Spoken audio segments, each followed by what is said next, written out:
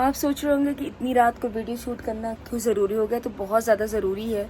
तबीयत मेरी नहीं सही थी, फिर भी मैंने इस वीडियो को शूट करना उचित समझा। मैं आपको टाइम दिखा देती हूँ फर्स्ट ऑफ ऑल कि टाइम कितना हो रहा है। यहाँ पे टाइम हो रहा है 12 बज रहा है। मैं आपको दिखाती हूँ अपने दूसरे फ़ोन में कि आप टाइम देख लो। और इतनी रात को मैं इस वीडियो को शूट कर रही हूँ। 11:57 हो रहा है, मतलब 12 बजने वाला है। तो आप सोचो 12 बजे इस वीडियो को शूट करने का कोई ना कोई रीज़न है। हाँ जी, रीज़न बहुत बड़ा है। आप वो अंदर जा कर के देखिए कि किस टॉपिक पे वीडियो बनी है। और मेरी तबीयत नहीं सही होने के बाद मैं इतनी रात में वीडियो शूट कर रही हूँ। जो हुआ है बहुत गलत हुआ है, ऐसा नहीं होना चाहिए था। और जैसे मैं क्या बोलूँ, कुछ नहीं बोल सकती हूँ। आप अंदर जा कर के सारी चीज़ें देखिए और बस रिक्वेस्ट करूँगी कि अपना राय और अपना सब कुछ आप लोग बताइए इस वीडियो में। Hello everyone, welcome back to my channel. मैं नम्रता आप सभी का स्वागत करती हूँ अपने इस वीडियो में। और स्वागत के साथ साथ आप सभी से हाथ जोड़ के रिक्वेस्ट है, एक निवेदन है बहुत ज़्यादा कि इस वीडियो को मैं बनाऊँगी, उसके बाद आपका काम सारी चीज़ें डीपली सुनना, देखना, समझना, इसके बाद इसको ज़्यादा से ज़्यादा शेयर करना। और बोलते टाइम मेरी आँखें, मेरी ज़ुबान सब कुछ लड़खड़ा रहा है। मतलब मैं कुछ बोल नहीं सकती हूँ क्योंकि मैं भी 2 बच्चों की माँ हूँ, जिसमें से एक मेरी बेटी है और एक मेरा बेटा है। हम लोग अपने बच्चों को बड़ा करने में पूरी अपनी लाइफ लगा देते हैं, पूरी ज़िंदगी निछावर कर देते हैं अपने बच्चों को प्रोटेक्ट करने में कि हमारे बच्चे प्रोटेक्ट रहें, सेफ रहें, चाहे वो बेटी हो चाहे वो बेटा हो। बट कुछ गिने चुने, हर किसी के लिए मैं नहीं बोलूँगी, कुछ है अभी, जैसे कि केस हमारा जो आया है निकल के बाहर, इतनी दरिंदगी से रेप हुआ है, इतने गलत तरीके से, मतलब उसके बाद सारी चीज़ों को छुपाया जाना, मतलब रेप करने के बाद जब किस तरह उसकी ऐसे हालत कर दी गई, रेप करने के बाद उसकी जो बॉडी का वो था पूरा 90 डिग्रीज घूम गया। तो आप सोचो कितनी मतलब गलत तरीके से उसके साथ दुर्व्यवहार किया गया, सब कुछ हुआ। एंड ये आप, मैं तो अपने शब्दों में शायद वो चीज़ें बोलने में भी मैं सोच रही हूँ 4 बार कि मैं कुछ ऐसा गलत तो ना बोल जाऊँ, मैं कुछ ऐसा तो नहीं बोल जाऊँ, क्योंकि लोग करने में नहीं शर्माते हैं और हम बता नहीं पा रहे अपनी ज़ुबान से कि ऐसा ऐसा हुआ है। और जिस टाइम उसकी माँ के पास फ़ोन मतलब करते हैं और बोलते हैं कि आपकी बेटी की तबीयत ख़राब है, सबसे पहला झूठ तो यहाँ पे बोला गया। उस माँ पे क्या बीती होगी जब रात में वो बात करके अपने बच्चे से सोती है और सुबह उठते उसको ये खबर मिलती है कि हमारी बेटी के साथ तबीयत ख़राब होगी, ऐसे कैसे। और फिर कुछ देर बाद फ़ोन आता है कि आपकी बेटी नहीं रही, और वहाँ जाने के बाद भी 3 घंटे अपनी बेटी को वो लोग देख नहीं पाते। एंड द एंड जब देखते हैं तो उनके फादर को दिखाया जाता है, और जब फादर देखते हैं तो क्या मतलब उनके ऊपर गुजरी होगी कि मेरी बेटी की क्या हालत थी और क्या हालत कर दी गई।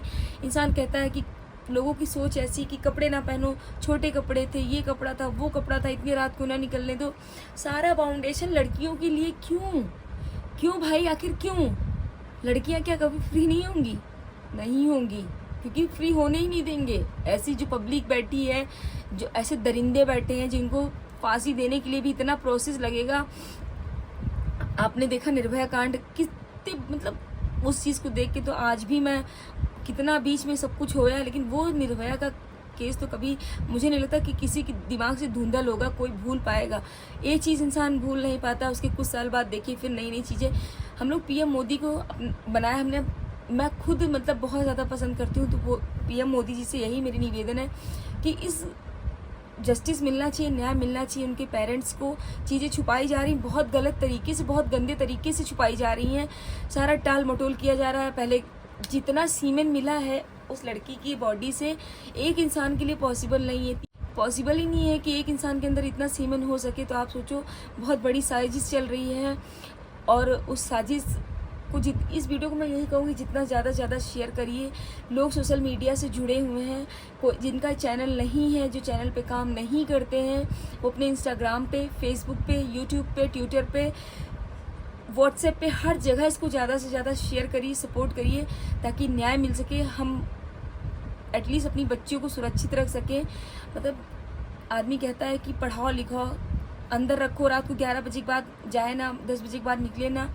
वो तो यार हॉस्पिटल में थी, जॉब कर रही थी बकायदा, 36 घंटे उसने जॉब की। जॉब करने के बाद जब वो रेस्ट करने जाती, उसको क्या पता था कि मेरे साथ ऐसा कुछ हो जाएगा। जो इतनी दरिंदगी दिखाई गई है उसके प्रति ना, कि मैं वो चीज़ शब्दों में नहीं बता सकती, और उतना मैं शायद बोल भी नहीं पाऊँगी। इतना भी मैं बोलने के लिए कितनी हिम्मत जुटा पाई, कितना जवान मेरा लड़खड़ा रहा, मैं नहीं बता सकती आपको।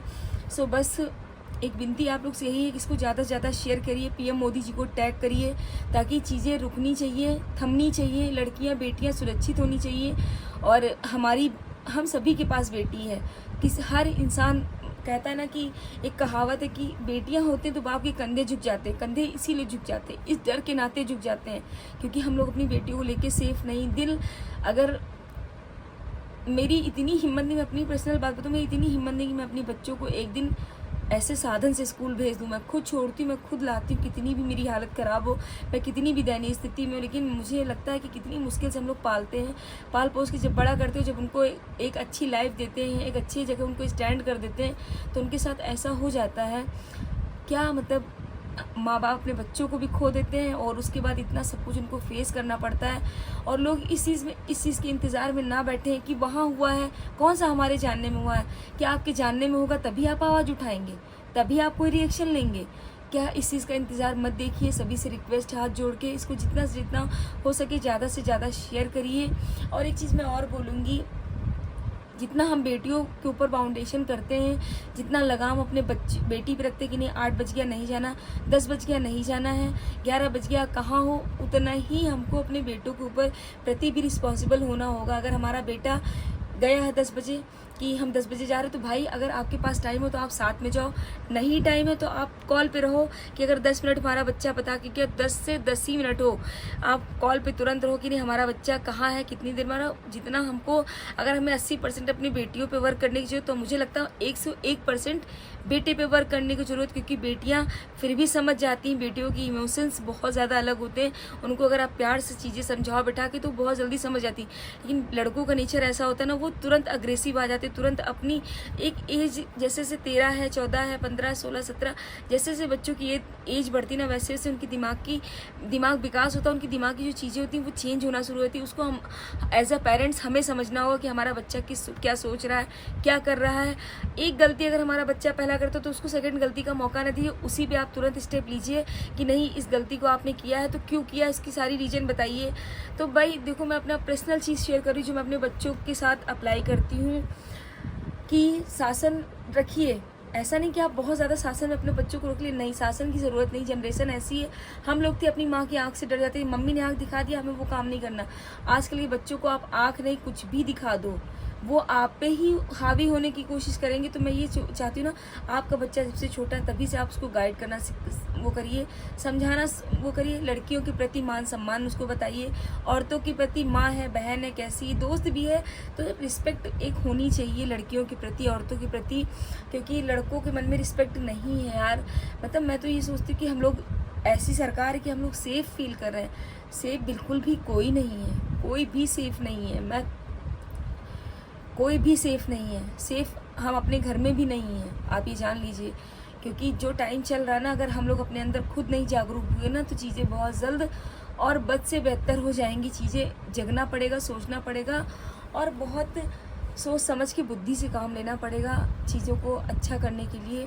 तो बस मैं यही आप सभी से निवेदन करूंगी कि आप जो है इस वीडियो को ज़्यादा से ज़्यादा शेयर करिए, ज़्यादा से ज़्यादा सपोर्ट करो ताकि न्याय मिले, और ज़्यादा से ज़्यादा पीएम मोदी जी को टैग करिए जहाँ जहाँ आप लोग एक्टिव हैं। हो सके तो इस चीज़ को लगाइए जा करके। और जिसने इस न्यूज़ को अभी तक नहीं देखा, मुझे नहीं लगता कि ऐसा कोई होगा जिसने इस न्यूज़ को नहीं देखा होगा, जिसने इस न्यूज़ से रिलेट नहीं किया होगा।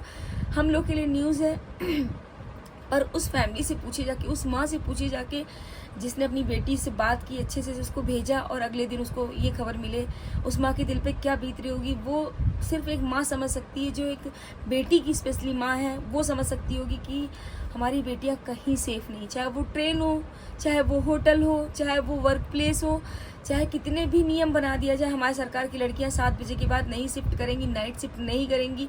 इवन उबर ओला तक में भी सेफ़ नहीं है लड़कियां। क्यों नहीं सेफ़ है, आखिर क्यों नहीं सेफ़ हैं? उसका सिर्फ और सिर्फ रीज़न एक है, हमारी परवरिश। हमें अपने परवरिश पे वर्क करने की बहुत ज़्यादा ज़रूरत है, स्पेशली लड़कों पे।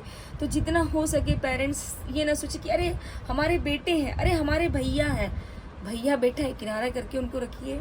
उनको बिल्कुल चीज़ें ऐसा नहीं कि आप एकदम बिल्कुल स्ट्रिक होके, नहीं, प्यार से चीज़ें समझाइए, नहीं प्यार से होती हैं। तो मुझे लगता है हर चीज़ का डिसीज़न एज अ पेरेंट्स हम ले सकते हैं। तो डिसीज़न लेने की बहुत ज़्यादा ज़रूरत है ताकि हमारी बेटियां, हमारी बच्चियां सेफ़ रहें। और ये सब देख के तो मेरा मन अब बिल्कुल हट चुका है। इतना क्राइम इतना क्राइम इतना क्राइम हो गया है ना कि सोचते हैं कि इस घटने के बाद अब कोई घटना नहीं सुनने को मिलेगी। निर्भया के बाद, निर्भया का कांड इंसान, खैर मुझे नहीं लगता कि कभी भूल, वो शब्द ही, वो नाम ही दिमाग से नहीं भूल सकता। निर्भया के बाद कितना भी देखो, एक बच्ची का रेप हुआ, इसके बाद एक मुस्लिम लड़की तो उसका इसी तरह के हुआ, और ये इसके बाद ये तो बहुत ज़्यादा दिल दहला देने वाला काम हो गया। इतना बड़ा मतलब हुआ है कि जिनको छोटी सी इन्फॉर्मेशन मैं पर्सनल देना चाहूँगी यहाँ पे, जो सिजेरियन बेबी होते हैं या जो नॉर्मल डिलीवरी होती हैं या जो सिजेरियन में होता है, तो इसमें एक ऐसी हड्डी होती है ना जिससे कि आप नॉर्मल बेबी नहीं करवा सकते हैं, डिलीवरी नहीं हो सकती है, उसके लिए आपको सी सेक्शन कराना ही होगा। तो सोचिए उसकी वो हड्डी तक को डैमेज कर दिया गया, उस हड्डी को बिल्कुल उसकी तोड़ फोड़ दिया गया। तो वो सोचो कितनी ज़्यादा दर्द में रही होगी, किस तरीके से वो, उस चीज़ को मैं बोल नहीं सकती हूँ। मैं क्या बोलूँ कि कितनी मजबूत हड्डी होती है वो। जब एक वो बच्चा नहीं वो करवा सकती, डिलीवरी नहीं करवा सकती, तो सोचो उसकी उस हड्डी को किस तरीके से डैमेज किया गया होगा। वो कितने दर्द में, कितना रोई होगी, कितना तड़पी होगी, कितना उसने फाइट, और उसको पूरा एंगल सिचुएशन बना दिखाया जा रहा है कि नहीं ऐसे नहीं, रेप नहीं हुआ, ये नहीं हुआ। पहले तो स्टार्टिंग बहुत सारा झूठ का जो पुलिंदा था वो बुना गया, लेकिन जब झूठ उनका काम नहीं हुआ तो वहाँ की प्रिंसिपल क्या बयान देती, 36 घंटे से ड्यूटी करने की आखिर ज़रूरत क्या थी, ये कौन सा आपका बयान होता है, पहले हमको ये बताया जाए। भाई अपने कन्वीनियंट के हिसाब से काम करता, अपने कन्वीनियंट के हिसाब से इंसान सारी चीज़ें करता है। और बस लास्ट में जाते जाते मैं आप सभी से एक यही रिक्वेस्ट समझिए, बड़ी बहन का समझिए, दीदी का समझिए, कुछ भी आप लोग समझिए। इस वीडियो को बहुत, आप आज तक मैंने इतना ज़्यादा रिक्वेस्ट हाथ नहीं जोड़ा, बट मैं इस बार आप सभी के सामने हाथ जोड़ी हूँ कि इस वीडियो को बहुत ज़्यादा शेयर करिए, अपने व्हाट्सएप पे लगाइए, चीज़ों को लोगों तक पहुँचाइए जिनको नहीं जानकारी है। होप करती हूँ कि सभी को ये चीज़ें पता है, मैं जानती हूँ सभी को पता है, लेकिन गिने चुने लोग होंगे जिनको नहीं पता, जो शायद उनके लिए है। आप लोग देखिए, मेरे वीडियो के माध्यम से आप देखिए इसको, और जितना ज़्यादा हो सके शेयर करिए अपने इंस्टाग्राम पे, अपने फेसबुक पे, अपने ट्विटर पे, और पीएम मोदी जी को टैग करना ना भूलें। आप सभी से रिक्वेस्ट है। जय हिंद, वंदे मातरम।